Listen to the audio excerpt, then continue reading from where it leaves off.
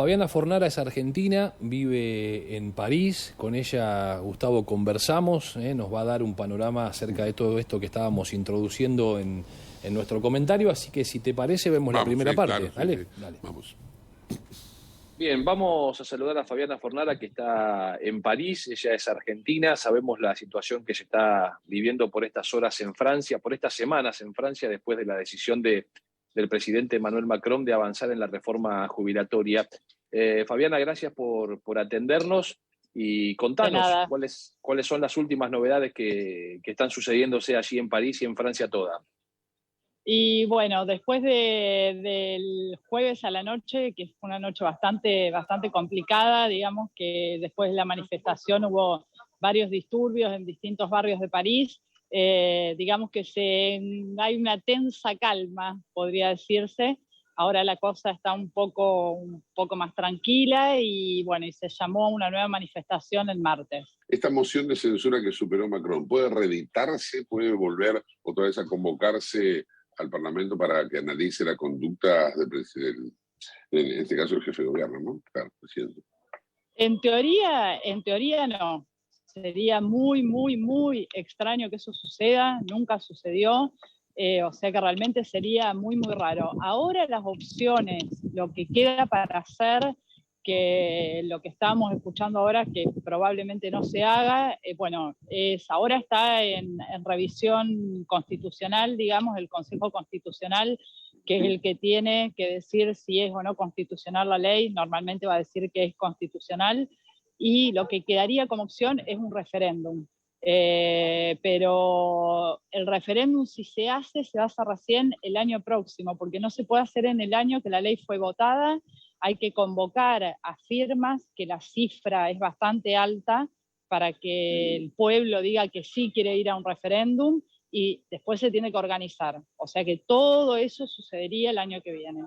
Uno de los dirigentes sindicales de una de las partes, ¿no? Como todos sindicatos hay varias patas, dijo que había que poner esta discusión en pausa y que tenían que volver a reunirse con Macron.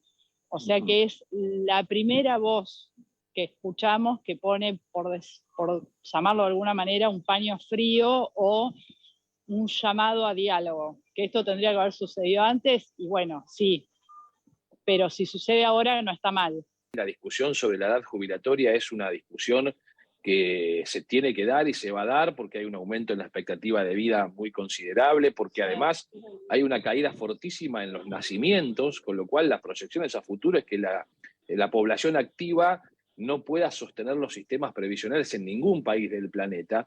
Y él dijo, yo hoy estoy haciendo lo que va a servirle a Francia en el futuro, aunque tenga que pagar el costo político hoy, aunque mi imagen caiga y aunque tenga que sortear estas situaciones. Y la pregunta es si efectivamente, cuando uno ve las protestas multitudinarias en la calle, reflejan el sentimiento generalizado de los franceses para con su presidente. ¿Hoy los franceses están enojados con Macron en serio? A ver, hubo como dos etapas, digamos, porque primero fue la etapa, por decirlo de alguna forma, despersonalizada, que era hacia la ley. Porque lo que hay que entender acá también es que el sistema es presidencial parlamentario, entonces la que lleva adelante la ley es la primera ministra. Entonces, como que en un momento fue más hacia la ley y hacia Isabel Borno, la primera ministra. Y en esta segunda etapa, después de que él habló el miércoles, se focalizó más en Macron. Entonces sí está más focalizado en Macron. Después, lo que decían algunos analistas políticos acá es que, bueno, es Macron, pero podría haber sido Hollande, en su momento fue Sarkozy, digamos, quien la lleve adelante, como bien estás diciendo, a una reforma jubilatoria donde te piden que trabajes más, va a ser impopular, esté quien esté adelante. Entonces, bueno, también es eso. Y sí hay que decir que Macron tiene una forma de gobernar diferente a lo que hubo de otros presidentes. Yo, digamos, hace 7 años que estoy acá, entonces, bueno, viví todo el primer gobierno de Macron, y estoy empezando a vivir y lo que pasó también es que es muy reformista y ve muy a largo plazo y quiere toca puntos que son estructurales en la sociedad francesa, como es la jubilación, y que ve muy a largo plazo. Él sabe que recién lo que está haciendo ahora va a tener un resultado dentro de 10 años. Entonces, bueno, hoy hay un gran grupo, te podría decir, de gente que, bueno, está enojado con Macron, sí.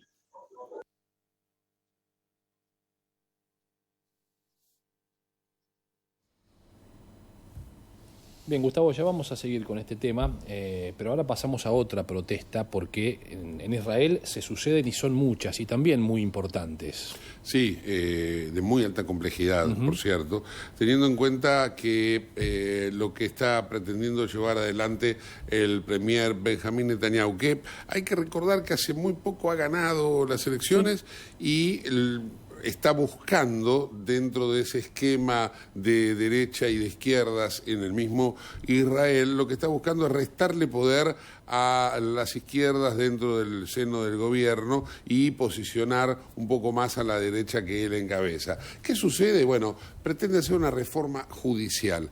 ¿Qué afecta esta reforma judicial? Fundamentalmente va a afectar a la Corte Suprema, porque considera Netanyahu, junto con gran parte del gobierno, que la Corte Suprema que está en ejercicio en estos momentos en Israel es una sumatoria de posiciones de izquierdas que no contribuyen al proyecto de país que tiene diseñado el premier. ¿Qué ocurrió en las últimas horas? Aquí estamos viendo parte de la expresión, porque en este momento, en este preciso instante, en Israel hay protestas. Bueno, el primer ministro, Benjamín Netanyahu, ha echado del gobierno al ministro de Defensa. ¿Por qué echó al ministro de Defensa? Porque se opone a que estas reformas se lleven adelante, porque entre las cosas que esta reforma propone, lo lleva a los miembros del ejército a hacer cosas para las cuales no estaban destinados. Y entonces, como sabe y conoce muy bien los elementos con los que cuenta por debajo de su estructura, el ministro de Defensa, que además es apoyado por los altos mandos militares, que dijo, yo renuncio. De común acuerdo sale, él dice, yo renuncio, pero lo echa Netanyahu porque Netanyahu no acepta que alguien le rechace sus órdenes, y entonces la gente salió a apoyar al ministro de Defensa echado del gobierno. Están hablando de una de las manifestaciones más importantes. Por eso digo, se ha iniciado toda esta conflictividad. Atención a esta conclusión que voy a dar, porque de acuerdo a entendidos y de cómo funciona todo, no se puede hablar hoy de una rebelión militar, pero que se está cerca de ello, ténganlo por seguro. Habrá que ver qué muñeca tiene en este sentido Netanyahu, que dicho sea de paso, cuenta con los votos parlamentarios como para avanzar con esta reforma judicial. En lo que sería en el poroteo, como le dicen acá en la Argentina, es un trámite. Van, mañana se sientan, votan y sale. El problema es que las consecuencias de esa aprobación pueden llegar a ser temerarias. Ahora vos fíjate, y si querés cerramos con esto, que la filosofía, el fondo de la ley, marca algo que no solo se está discutiendo en Israel, se está discutiendo en muchos otros países, y es esta cuestión de la influencia del Poder Judicial sobre los gobiernos, y ya lo definen como no solo sobre los gobiernos, sino sobre las democracias, y es la creencia que aquel que es elegido por el voto popular tiene un poder distinto al resto de los poderes. Y esto es un poco lo que encierra la filosofía de este avance de Netanyahu para reformar la ley judicial y quitarle poder a la Suprema Corte de Justicia, que en definitiva un fallo de la Corte podría ser modificado por el poder político o anulado por el poder político. Bueno, hay una interpretación del comportamiento de las democracias que sostiene precisamente lo que Netanyahu ha hecho y que en varios países lo podemos repasar en la experiencia de cada uno del suyo. Nosotros en la Argentina, el Perú en el Perú, que ahora nos vamos a ocupar de Perú, y así, Estados Unidos, por ejemplo, que es, yo gané, aunque sea gané por un voto, entonces yo hago lo que quiero. Y ese me parece que es un error, es un vicio de la democracia, porque no debiera ser así. El debiera ser, yo gané, voy a tomar la última de las decisiones, pero entre medio tengo que tener una ronda de consultas con los que votaron a la oposición. La oposición cuenta porque es la expresión de aquellos que también participaron del proceso democrático y que también necesitan que su voz sea representada de algún modo, no necesariamente o solamente en el Parlamento, también en lo que es las decisiones del Ejecutivo. Pero bueno, los que defensores a ultranzas de esta postura bien a la Netanyahu, para que quede claro, bueno, llevan adelante todas las acciones que muchas veces se termina pagando después. Consecuentemente, los países en el resultado final lo terminan pagando.